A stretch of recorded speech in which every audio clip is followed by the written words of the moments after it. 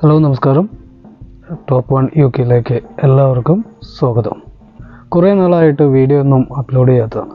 എന്നാൽ കുറച്ച് നാളായിട്ട് എനിക്ക് വരുന്ന മെസ്സേജുകളും ബാക്കിയുള്ള കാര്യങ്ങളുടെ ബേസിലാണ്, റിയലായിട്ട് നടന്നിട്ടുള്ള കുറേ കാര്യങ്ങളുടെ അടിസ്ഥാനത്തിലാണ് ഞാൻ ഈ വീഡിയോ ചെയ്യാൻ നിർബന്ധിതനായത്.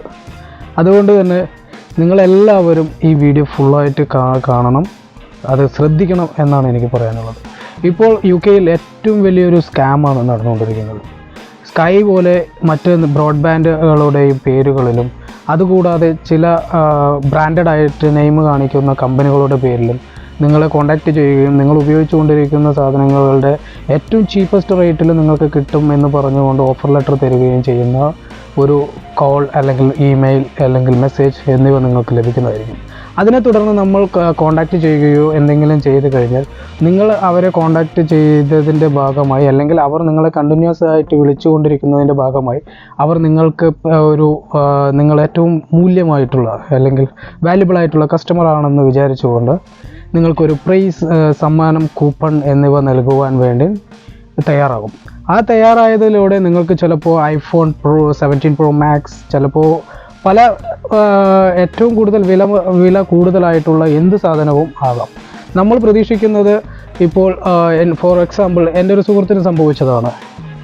എന്തെന്ന് വെച്ചാൽ സ്കൈ എന്ന് പറയുന്ന നമ്മളുടെ ബ്രോഡ്ബാൻഡ് കമ്പനിയിലേക്ക് മാറാൻ വേണ്ടി ഈ കമ്പനിയുടെ ഗൂഗിളിൽ സെർച്ച് ചെയ്ത് കിട്ടുന്ന നമ്പറിലേക്ക് വിളിക്കുകയും അതുകൂടാതെ അവരെ കോൺടാക്റ്റ് ചെയ്തിട്ടുണ്ട്. അതിന് മുമ്പ് അവരെ കോൺടാക്റ്റ് ചെയ്തിട്ടുണ്ടായിരുന്നു. നിങ്ങൾക്ക് വലിയ ഓഫറിൽ 15 pounds 16 poundsനെല്ലാം പെർ മന്തിന് നിങ്ങൾക്ക് ബ്രോഡ്ബാൻഡ് 100,000 MB/s സ്പീഡുള്ള നെറ്റ് ബ്രോഡ്ബാൻഡ് നിങ്ങൾക്ക് നൽകുന്നതാണ് എന്നൊക്കെ പറഞ്ഞ് അവരെ കസ്റ്റമർ കെയർ മറ്റുള്ളതിൽ നിന്നൊക്കെ സ്കൈ എന്ന പേരിൽ, ഒറിജിനൽ സ്കൈ എന്ന പേരിൽ സ്കൈയുടെ അതേ സെയിം ലോഗോ, സെയിം സാധനങ്ങൾ ഉപയോഗിച്ചുകൊണ്ട് തന്നെ അവർ നിങ്ങളെ കോൺടാക്റ്റ് ചെയ്യും. അതിനുശേഷം നിങ്ങൾ വാല്യുബിൾ കസ്റ്റമർ ആണെന്ന് പറഞ്ഞ് നിങ്ങൾക്ക് പ്രൈസ് കൂപ്പൺ ലഭിച്ചിട്ടുണ്ടെന്ന് പറയും. അതിന് പകരമായി നിങ്ങൾ കറീസ്, ബാക്കിയുള്ള ബ്രാൻഡഡ് ആയിട്ടുള്ള കമ്പനികളിൽ നിന്നും അത് ഓർഡർ ചെയ്യുവാൻ നിങ്ങളോട് പറയും. ആ ഓർഡർ ചെയ്യുമ്പോൾ നിങ്ങൾക്ക് കുറേ തവണ അവരോട് ചോദിക്കും, ഇത് ഞങ്ങൾ എന്തെങ്കിലും ക്യാഷ് അടയ്ക്കണം. അവർ തീർച്ചയായിട്ടും പറയും ക്യാഷ് അടയ്ക്കേണ്ട. അങ്ങനെ നിങ്ങൾ ക്യാഷ് അടയ്ക്കാതെ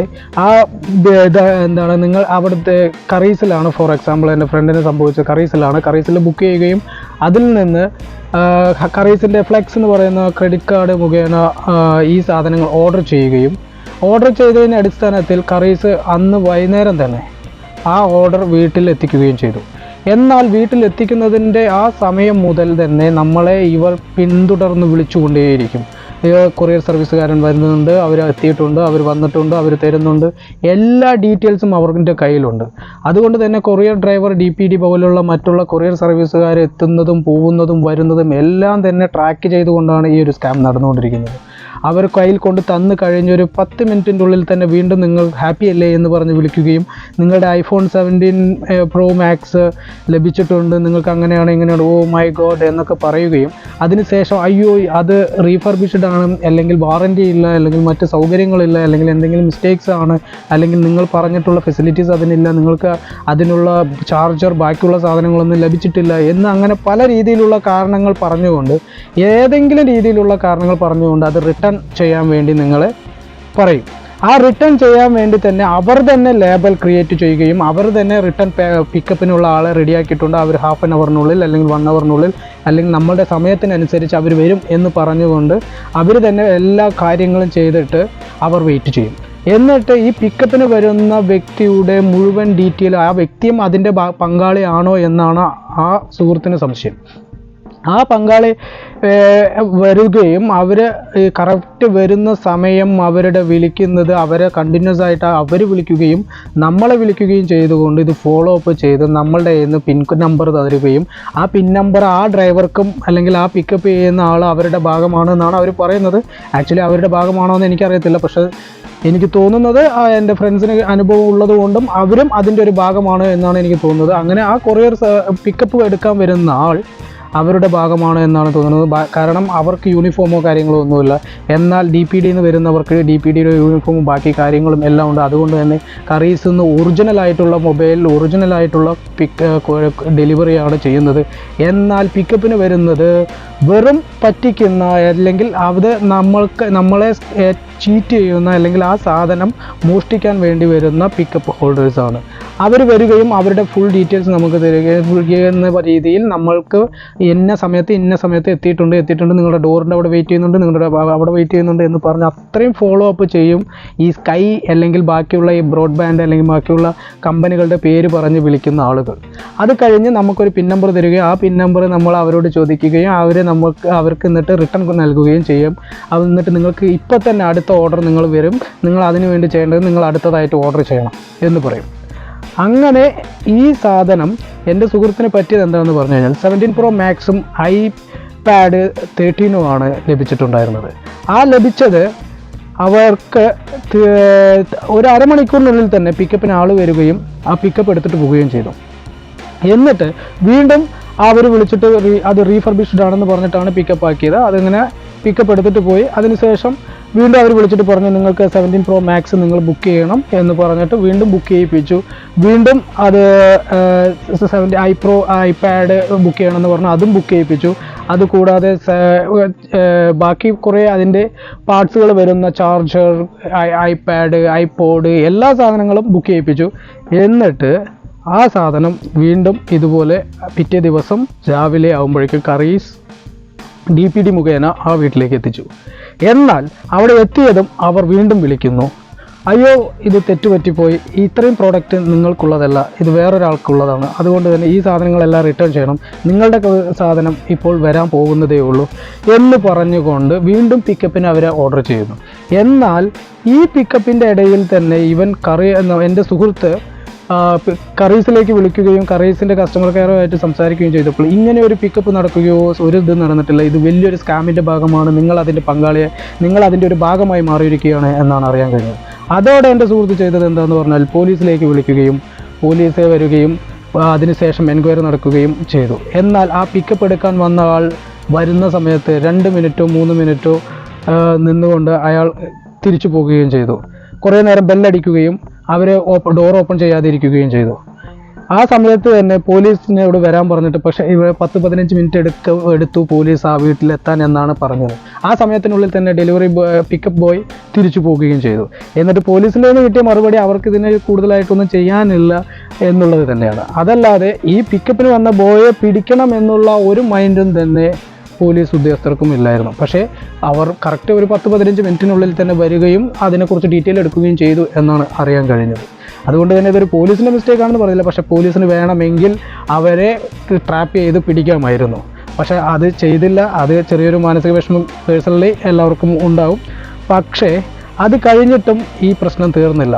ഇവർ വീണ്ടും വിളിച്ചിട്ട് പറയുന്നു ഇങ്ങനെയാണ് പ്രശ്നം. ആ പ്രശ്നം സമയത്ത് തന്നെ പോലീസ് അവരുടെ വീട്ടിലുണ്ടാവുകയും പോലീസ് ആ ഫോൺ കോൾ എടുക്കുകയും ഞാൻ പോലീസാണെന്ന് പറയുകയും ഇന്നതാണെന്ന് പറഞ്ഞപ്പോൾ അവർ വിളിച്ച സ്കൈൻ്റെ ആളാണെന്ന് പറഞ്ഞ് ആഡം, ഹയാരി, തോമസ് അങ്ങനെ സംതിങ് എൽസ് ഡിഫറെൻ്റ് ആയിട്ടുള്ള നെയിംസ് എല്ലാം പറഞ്ഞുകൊണ്ട് വിളിക്കുന്ന ആൾ പെട്ടെന്ന് പറയുകയാണ് ഞാൻ കറീസിൻ്റെ ഒരു സ്റ്റാഫാണ് എന്ന് പറഞ്ഞുകൊണ്ട് എന്തോ ഒരു പണ്ഡിറ്റ് സിംഗ് എന്നൊക്കെ പറഞ്ഞ് ഇന്ത്യൻ നെയിമിലുള്ള ഇന്ത്യൻ ആൾക്കാർ തന്നെ ആണോ ഇനി വേറെ ഏതെങ്കിലും ആൾക്കാരാണോ എന്ന് അറിയത്തില്ല, പണ്ഡിറ്റ് അങ്ങനെയുള്ള ആളുകളാണെന്ന് പറയുന്നു.